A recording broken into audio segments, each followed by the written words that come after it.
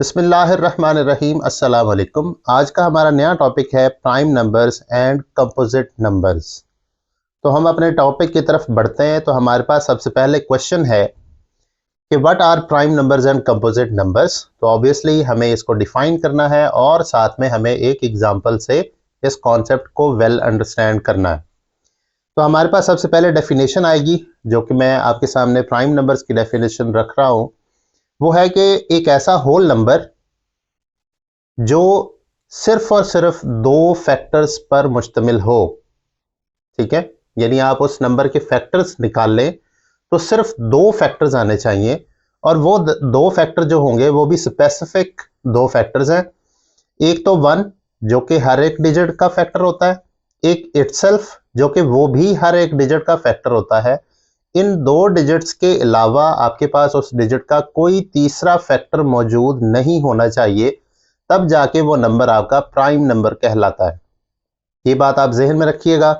अब इसके बाद हमारे पास डेफिनेशन है कंपोजिट नंबर्स की। तो कंपोजिट नंबर्स प्राइम नंबर्स से डायरेक्टली ऑपोजिट होते हैं। मींस कि आपके पास अगर वहां दो की रिस्ट्रिक्शन है कि आपके पास जब फैक्टर्स का काउंट किया जाएगा तो सिर्फ दो फैक्टर्स होने चाहिए, वन एंड इटसेल्फ। यहां पर ऐसा है, कंपोजिट नंबर्स के लिए आपके पास दो से ज्यादा फैक्टर्स होना जरूरी है। ठीक है, वन और इटसेल्फ तो होंगे ही होंगे, क्योंकि वो एक ट्रिवियल केस है। हर एक डिजिट का वन और इटसेल्फ वाला फैक्टर लाजमन मौजूद होता है।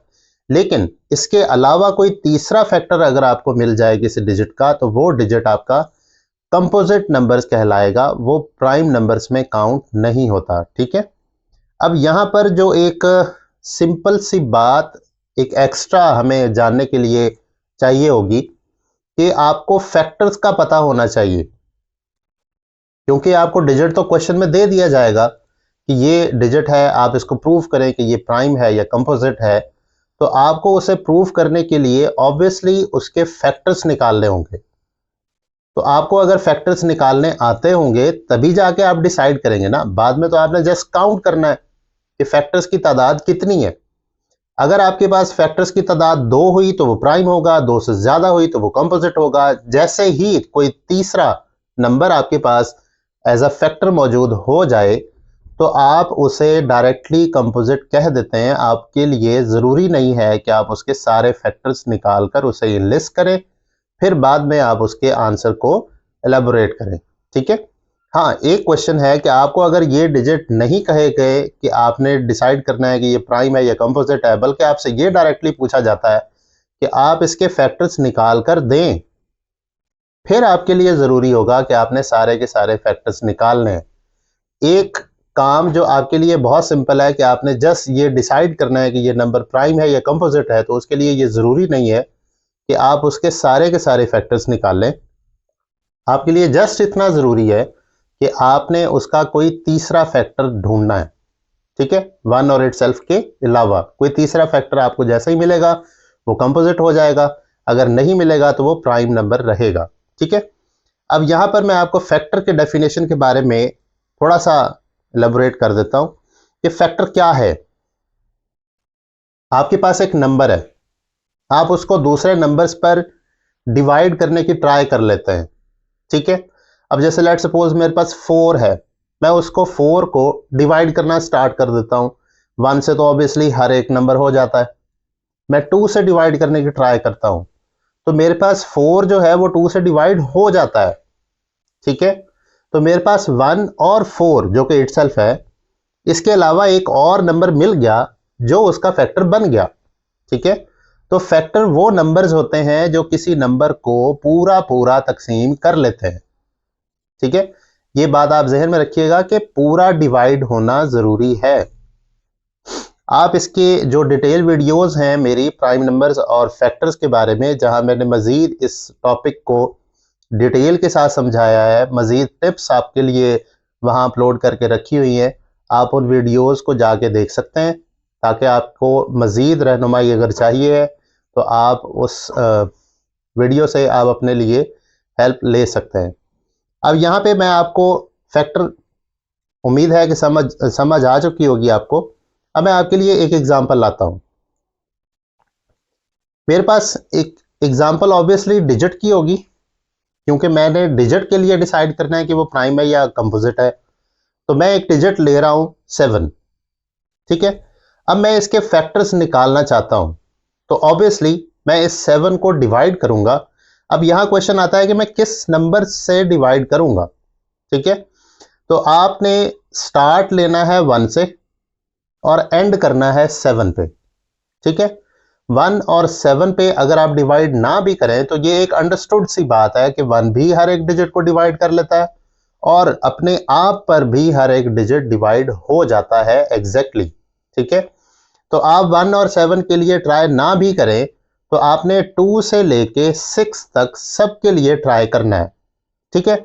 अब मैं अगर आपके लिए यहां ट्राई करूं, अपने सिस्टम के कैलकुलेटर पे कर लेते हैं।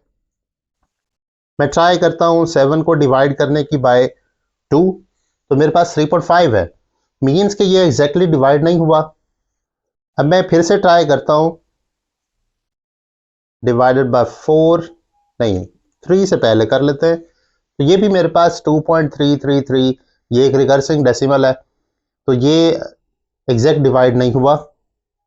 कोई बात नहीं, हम इसको 4 से डिवाइड करते हैं तो यहां पर भी 1.75, ये भी मेरे पास एग्जैक्ट डिवीजन नहीं है, ठीक है। मैं इसको नेक्स्ट डिजिट से ट्राई करता हूं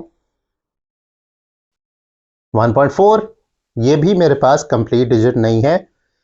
मैं इसको फिर से नेक्स्ट डिजिट पे ट्राई करता हूं 1.16666, ये भी मेरे पास कोई कंप्लीट डिजिट नहीं है। तो मींस कि मैंने 2 से लेके 6 तक सारे नंबर्स को ट्राई करके देख लिया, कोई भी 7 को एग्जैक्टली डिवाइड नहीं कर रहा। तो 1 और 7 सिर्फ यही दो नंबर्स हैं जो कि 7 को एग्जैक्टली डिवाइड कर रहे हैं, ठीक है। तो मैं अपने फैक्टर्स की तरफ वापस आता हूं। तो मैं अपने फैक्टर्स के लिए जो मैंने निकाले 1 और 7, ये यहाँ इलेस कर लेता हूं। अब ऑब्वियसली मैं इसको काउंट कर लूं तो ये 1 और 7 दो डिजिट्स हैं, तो दो डिजिट्स होने की वजह से ये मेरे पास नंबर्स ऑफ फैक्टर्स 2, तो ऑब्वियसली बाय डेफिनेशन ये एक प्राइम नंबर होगा। अब मैं नेक्स्ट अपने डिजिट की तरफ मूव कर रहा हूं जो कि डिजिट है 8। ऑब्वियसली मैं 8 के भी फैक्टर्स निकालूंगा, तो 1 और 8 ये मैं ट्राई नहीं करूंगा, लेकिन मैं 2 से लेके 7 तक ये सारे नंबर्स 8 के लिए ट्राई करूंगा कि कौन कौन सा डिजिट जो है वो इसको डिवाइड कर लेता है। तो ऑब्वियसली मैं यहाँ अज्यूम करता हूँ कि आपको कैलकुलेटर से डिवाइड करना आ जाता है, अगर नहीं तो आप अगर बहुत एफिशिएंट है तो आप अपने माइंड से ही इसको कैलकुलेट कर सकते हैं। तो मैं 8 को अगर 2 से डिवाइड करूं तो ऑब्वियसली मेरे पास 4 आता है, एग्जैक्ट डिवाइड हो गया, तो 2 भी मेरे पास फैक्टर्स में काउंट हो गया। 3 डिवाइड करता हूं तो ये मेरे पास एक एग्जैक्ट डिवीजन नहीं है, मैं इसको स्किप कर देता हूं। मैं 4 से डिवाइड करता हूं तो मेरे पास एग्जैक्टली डिवाइड हो जाता है, ठीक है। तो मैं 4 को भी एज अ फैक्टर काउंट कर लूंगा। फिर 5 से ट्राई करूंगा तो 5 से डिवाइड नहीं होता, 6 से ट्राई करूंगा तो डिवाइड नहीं होता, 7 से ट्राई करूंगा तो तब भी ये डिवाइड एग्जैक्टली नहीं होता। डेसिमल नंबर्स आपके आंसर्स में आ रहे होते हैं, तो ये एग्जैक्ट डिवीजन नहीं होती, ठीक है। ये आप जहन में रखिएगा। अब मैं इसके फैक्टर्स की तरफ चलता हूं। तो मेरे पास जो फैक्टर्स का काउंट है वो 1, 2, 4 और 8 का है, ठीक है। तो ये 4 नंबर्स हैं, 2 से ज़्यादा है।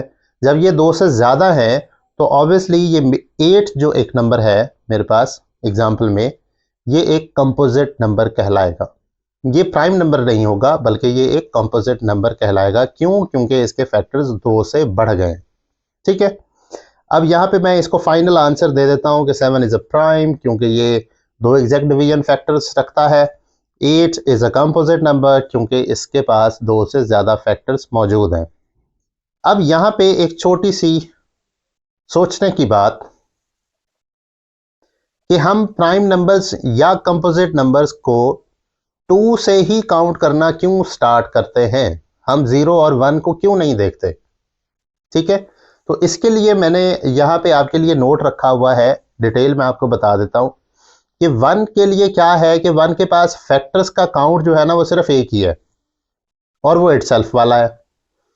तो ना तो इसके पास काउंट 2 का है कि ये प्राइम नंबर बन जाए, ना ही इसके पास काउंट 2 से ज़्यादा का है कि ये कंपोजिट नंबर बन जाए, ठीक है। तो ये 0 फिर हम इस पे डिसाइड कर लेते हैं कि क्या ज़ीरो जो है वो कंपोजिट या प्राइम नंबर बन सकता है या नहीं, क्योंकि वन तो नहीं बना, ना ही प्राइम है ना कंपोजिट है। तो ज़ीरो के लिए क्या है कि जब आप इसके फैक्टर्स ढूंढने के लिए इसको डिवाइड करना स्टार्ट करते हैं तो ज़ीरो को किसी भी नंबर से डिवाइड किया जा सकता है।